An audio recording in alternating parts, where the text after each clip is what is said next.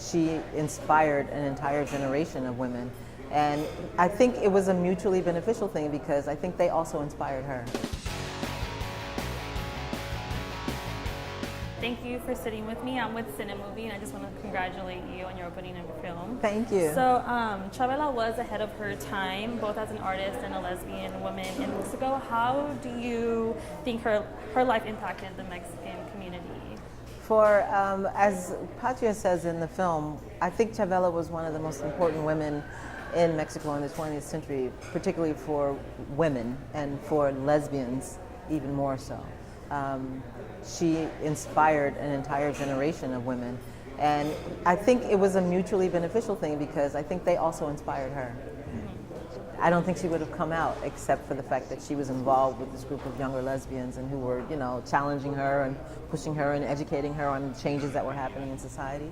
So I think that, you know, she grew up with the gay movement, the international gay movement, but I think Chavela was a pioneer in Mexico and in Spain and throughout Latin America as well. I think her influence went beyond Mexico.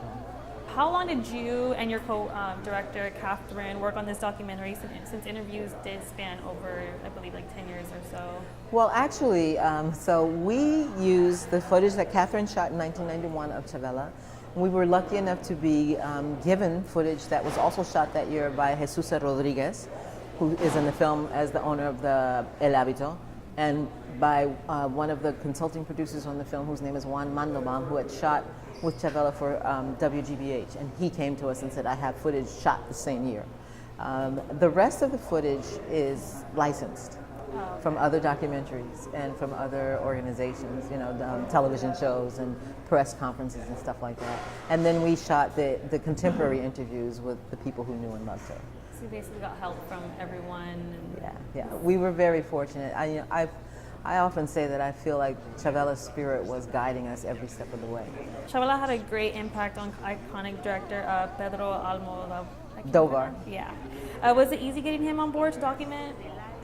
You know, it's interesting. It was easy getting a lot of people on board to talk about Chavela because they were dying to talk about her, but he was not one of them. Almodovar was really busy with his last film when we first asked. It was quite a process to get him. The second time we asked, he was busy with other things, and then finally he just said, you know, I'm not over her death. You know, it's really painful for me to talk about her. So we were like, we can't make this movie without him. So I was talking to one of our advisors on the film about it, and about something else, and I mentioned to her. She said, you know, so what everything else good? You know, anything else I can help you with? And I said, well, you know, actually, do you know anybody who knows Pedro? Because we really need to get him, and we're hitting a wall. And she said, oh, I know his producer. I'll call her. Boom. That's how we got him. You know, ask. Just got to ask, right? Yeah. Sometimes, but you got to ask the right people. Yeah. Exactly. Right? So once she came on board, the door just opened. You know, she's like, just wait till you're there and we'll work it out. And you know, and then when we met him, he was so gracious and loving and kind and generous and gave us so much more time and energy than we expected. And he, you know, he's wonderful in the film. He's absolutely wonderful. So her feeling of loneliness stems from her parents' rejection. She was open in talking about that. Was she open in talking about that with the cameras rolling? Chavela talked about the rejection that she felt from her family a lot, and not she did it in the footage that Catherine shot, and she did it in press conferences. She did it in other documentaries. She talked about it a lot. It wasn't a secret that she had this pain inside of her that sort of fueled her artistry.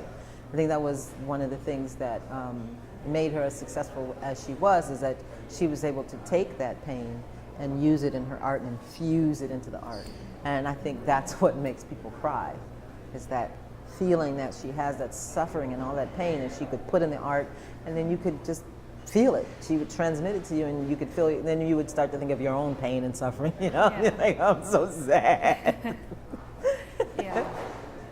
And then my last question: towards the end of her life, did she fulfill some of the things she dreamed of? Do you think she was satisfied at the end of her life, or do you still think she felt some sort of emptiness? At the end of her life, I think Chavela was like a lot of us. She probably had some regrets, you know. Although I don't think she was the type of person to dwell on those, you know. I think she was the type of person to just get on with it. And so I think she probably accomplished more than she expected, you know. Like those last 20 years, she took off like a rocket, you know. I mean, she sold out Carnegie Hall. She won a Latin Grammy. She was in 3 movies. You know, it was just, I don't think she imagined that. I'm sure she didn't expect to be in a movie with Salma Hayek, you know. Like, Yeah. I think she probably was like, well, damn, I did all right.